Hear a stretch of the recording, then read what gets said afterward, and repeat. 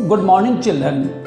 आज हम एक बहुत ही इंटरेस्टिंग चैप्टर करने वाले हैं और उस चैप्टर का नाम है लेटर राइटिंग। इसे हिंदी में कहा जाता है पत्र लेखन। आप जानते हैं बच्चों, आज से सिर्फ 20-25 साल पहले तक हमारा जो कम्युनिकेशन का चीफ सोर्स होता था वो क्या होता था?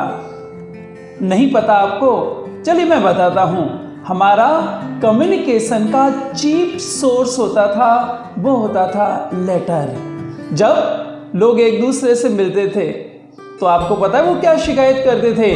वे एक दूसरे से शिकायत करते थे, अरे भाई क्या बात है, लंबे समय से लेटर ही नहीं लिखा, आपको हमारी याद नहीं आती क्या? इस तरह से लोग एक दूसरे से शिकायत किया करते थे। लेकिन अब बच्चों हम बहुत एडवांस हो गए हैं। आज लेटर की जगह पर हमारा जो कम्युनिकेशन का चीफ सोर्स है वो हो गया है mobile, message, email, Bharat messenger, WhatsApp, fax वगैरह वगैरह। लेकिन कुछ समय पहले तक ही इस लेटर की बहुत ज़्यादा इंपॉर्टेंस हमारी लाइफ में हुआ करती थी। आज भी आप इस लेटर की इंपॉर्टेंस को कम नहीं आंक सकते बच्चों। आपको फॉर्मल लेटर तो हमेशा अपनी डेली लाइफ में लिखने ही पड़ते हैं। जैसे आप कहीं जॉब के लिए गए, आपको वहाँ एक लेटर देना पड़ेगा। आप म्युनिसिपल कॉरपोरेशन में गए, आपको लेटर लिखना पड़ेगा। आप वाटर बॉक्स में गए, इलेक्ट्रिक बोर्ड में गए, कहीं पर भी किसी भी गवर्नमेंट ऑफिस में गए, आपको वहाँ सबसे पहले रिक्वेस्टिंग लेटर, फॉर्मल लेटर तो लिखना ही पड़ेगा। इसलिए बच्चों आपको ये जो लेटर राइटिंग है ये केवल बोर्ड एग्जाम के लिए या केवल एग्जाम के लिए नहीं, अपने जीवन में काम में लेने के लिए सीखनी ही चाहिए। चलिए मैं आपको कुछ लेटर की विशेषताएं बताता हूं कि हम जब लेटर लिखते हैं तो हमारी क्या स्पेशलिटीज होनी चाहिए। सबसे पहले आप जब लेटर लिखते हैं तो ये बिल्कुल शॉर्ट होना चाहिए और आपके जो मैसेज है उस मैसेज को क्लियर लैंग्वेज में लिखना चाहिए। हमारी जो लैंग्वेज है वो इफेक्टिव होनी चाहिए, हम्बल होनी चाहिए, ताकि जो पढ़ने वाला व्यक्ति है उसको प्रभावित करे। इसके साथ साथ में बच्चों आपके जो बोर्ड के एग्जाम हैं या आपके जो लोकल एग्जाम हैं, क्लास 3 से लेकर के क्लास 12 तक आपको फॉर्मल इनफॉर्मल दोनों टाइप के लेटर्स पूछे जाते हैं। इसलिए आपको बहुत अच्छी तरीके से लेटर राइटिंग के क्वेश्चन को करना चाहिए। चलिए तो आपका समय बर्बाद किए बिना मैं आपको बहुत अच्छी तरीके से सरल भाषा में लेटर लिखना सिखाऊंगा। सबसे पहले बच्चों मैं आपको बताता हूं फॉर्म्स ऑफ लेटर, लेटर के प्रकार। मेनली लेटर्स 2 टाइप के हुआ करते हैं बच्चों। नंबर 1 फॉर्मल लेटर, इसे ऑफिशियल लेटर भी कहा जाता है। आप इसके टाइटल से ही समझ गए होंगे। ऑफिशियल लेटर जनरली ये इस प्रकार के लेटर्स न्यूज़पेपर के एडिटर्स को लिखे जाते हैं।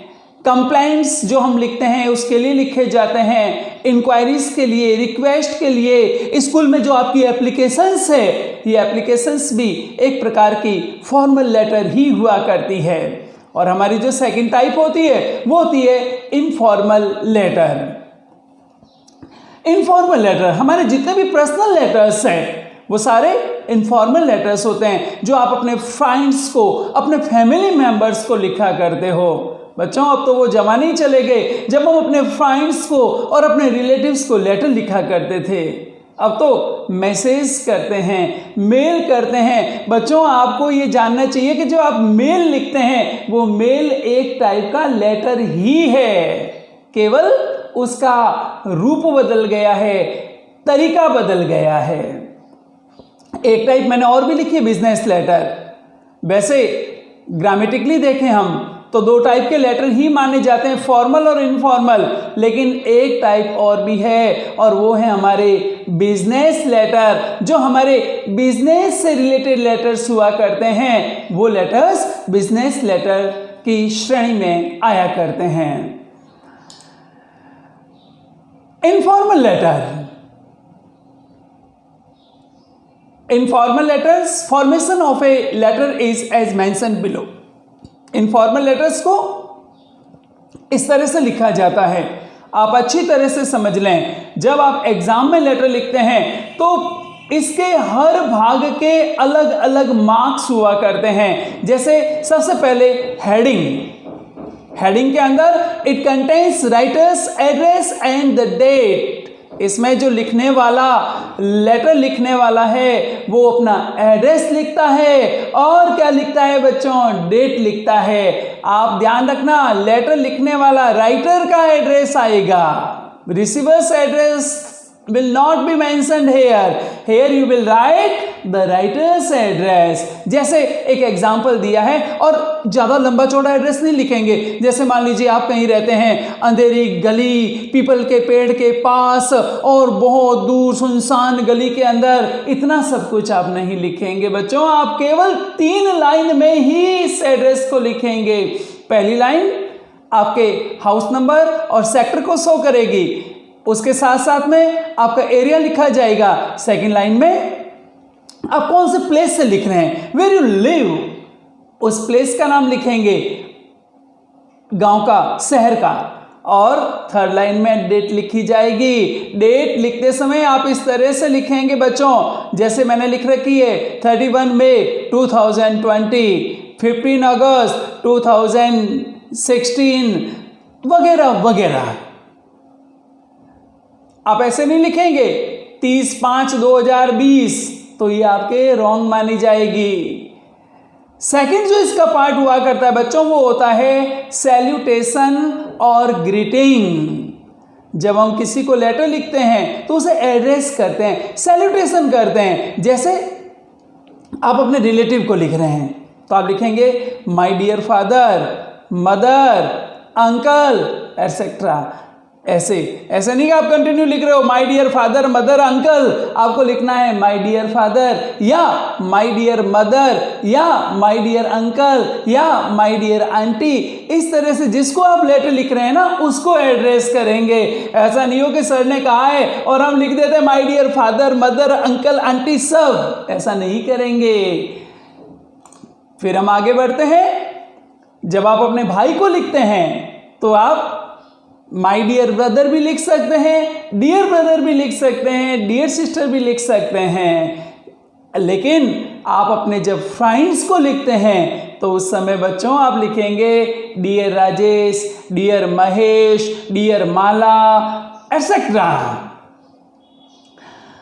हमारे लेटर की जो तीसरा पार्ट होगा बच्चों वो होगा बॉडी ऑफ द लेटर। ये मुख्य पार्ट है, this is the main part of the letter in which you will convey your message, जिसमें आप अपने मैसेज को कन्वे करेंगे। ये मेन पार्ट है लेटर का। इसकी डायरेक्ट लैंग्वेज होनी चाहिए और जब हम अपने मैसेज को कन्वे करते हैं बच्चों तो बहुत सिंपल लैंग्वेज के अंदर, बहुत इफेक्टिव, हम्बल, कर्टियस लैंग्वेज का यूज करना चाहिए ताकि लेटर को पढ़ने वाला आपसे बहुत ज्यादा प्रभावित हो और आपका काम बन जाए फटाफट।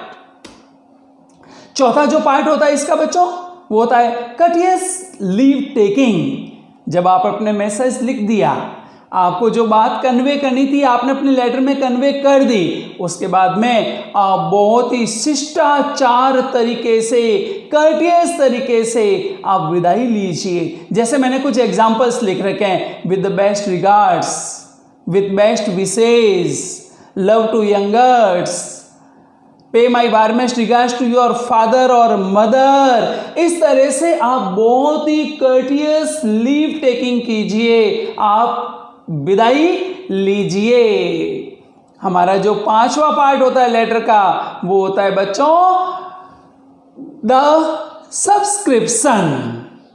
सब्सक्रिप्शन लिखते समय हमें अपने रिलेशनशिप को ध्यान में रखना चाहिए। जिस तरीके के रिलेशंस में हम लेटर लिख रहे हैं उसी तरीके का सब्सक्रिप्शन लिखा जाएगा। जैसे आप किसी ब्लड रिलेटिव को लिख रहे हैं, फादर को, मदर को, अंकल को, ब्रदर को, सिस्टर को, तो आप लिखेंगे योर्स अफेक्शनेटली या योर्स लविंगली या yours loving son, yours loving daughter etcetera. लेकिन बच्चों अगर आप अपने फ्रेंड्स को लेटर लिख रहे हो तो आप लिखोगे योर्स सिंसियरली या योर्स ट्रूली। और जो लास्ट पार्ट होता है 6th नंबर का पार्ट बच्चों, यहां आकर के आपका लेटर फिनिश हो जाएगा। यहां पर आप लिखोगे राइटर्स नेम और the signature below the subscription. Subscription के नीचे आप जो लिखने वाला व्यक्ति है वो अपना नाम लिखेगा और सिग्नेचर करेगा। इस तरह से बच्चों ये लेटर 6 पार्ट में डिवाइड हुआ करता है। और आपको जब आप बोर्ड का एग्जाम देते हैं तो इसके हर भाग के अलग अलग मार्क्स होते हैं। इसलिए बच्चों आप इसे अच्छी तरह से अपने माइंड में सेट कर लें और अपनी प्रैक्टिकल लाइफ में भी लेटर बहुत ही इफेक्टिव तरीके से लिखना सीखें। चलिए तो हम आपको एक एग्जाम्पल भी करके बताएंगे। एक क्वेश्चन आपको दे रखा है, मान लीजिए You are Ankit, living at 23/6 खेनी बावड़ी जालोर। आपका नाम अंकित है, आप ये हाउस नंबर और सेक्टर नंबर दे रखे हैं, खीरनी बावड़ी वाला एरिया जालोर का, वहां रहते हैं। Write a letter to your friend Naresh. आपका एक फ्रेंड वहां रहता है जिसका नाम है नरेश, और उसको आपको क्या करना है, कॉन्ग्रेचुलेट करना है on the grand success in the board examination. Board की परीक्षा में उसको बहुत अच्छी सफलता मिली है, 90% से भी ज्यादा मार्क्स लाए हैं, और आपको क्या करना है, नरेश को कॉन्ग्रेचुलेट करना है। तो बच्चों इस क्वेश्चन में आपको 2-3 बातें ध्यान में रखनी है। आपका नाम अंकित दे रखा है, आपको जो राइटर्स लेटर है वो एड्रेस है, वो एड्रेस आपको ऊपर दे रखा है, आपके फ्रेंड का नाम दे रखा है, और आपको किस बारे में लिखना है, what is the subject on which you have to write have already been mentioned in the question. That's why you should keep it in your mind. आपको अपने माइंड में ये सेट कर लेना है आपको क्या लिखना है, क्योंकि जब आपको पता ही नहीं होगा तो आप क्या लिखेंगे। इसलिए अच्छी तरह से अपने मैसेज को क्या कन्वे करना है, what we are to convey in the letter, it should be kept in the mind very sincerely. चलिए इस क्वेश्चन को हम सॉल्व करते हैं बच्चों। सबसे पहले 3 लाइंस में, मैंने आपको इस वीडियो के शुरू में बताया था, आपको याद होगा, याद है ना? हाँ बिल्कुल याद है सर, बिल्कुल बिल्कुल। तो चलिए हम शुरू करते हैं। 23/6 खेनी बावड़ी जालोर राजस्थान, 31 मई 2020। 3 लाइन्स ही होनी चाहिए, 4 लाइन्स में नहीं लिखोगे। और यहां तक भी आप पंक्चुएशंस का भी ध्यान रखेंगे, कहां कैपिटल लेटर लिखना है, कहां स्मॉल लेटर लिखना है, कहां कॉमा लगाना है। इन बातों का भी लैंग्वेज में बहुत ज्यादा इंप्रेशन रहता है। और यदि आपकी पंक्चुएशन की मिस्टेक होगी तो बच्चों एग्जामिनर क्या करेगा पता है ना आपको, क्वेश्चन के मार्क्स काट देगा, 100% मार्क्स आपको नहीं मिलेंगे। उसके बाद में हमने सैल्यूटेशन लिखा है, डियर नरेश। आपका फ्रेंड है तो आप फ्रेंड का नाम लिखेंगे। फ्रेंड का क्या करेंगे बच्चों, वापिस बताओ? हाँ बिल्कुल, नाम लिखेंगे, dear Naresh. My joy knew no bounds, इसका मतलब होता है बच्चों मेरी खुशी का ठिकाना नहीं रहा। सिंपल पास्ट टेंस का एफर्मेटिव सेंटेंस हमने लिखा है। लैंग्वेज का ध्यान रखोगे, ग्रामेटिकली और लैंग्वेज शुड बी करेक्ट, इसलिए टेंस अच्छी तरह से क्या कर लेना, याद कर लेना।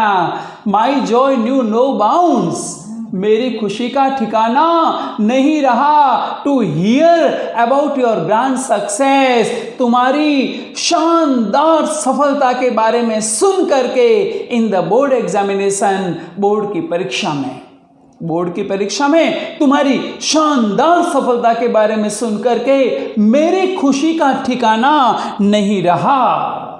You have proved your excellency, तुमने अपनी श्रेष्ठता को, अपनी एक्सीलेंसी को प्रूव कर दिया बाय सेक्यूरिंग अबव 90% मार्क्स।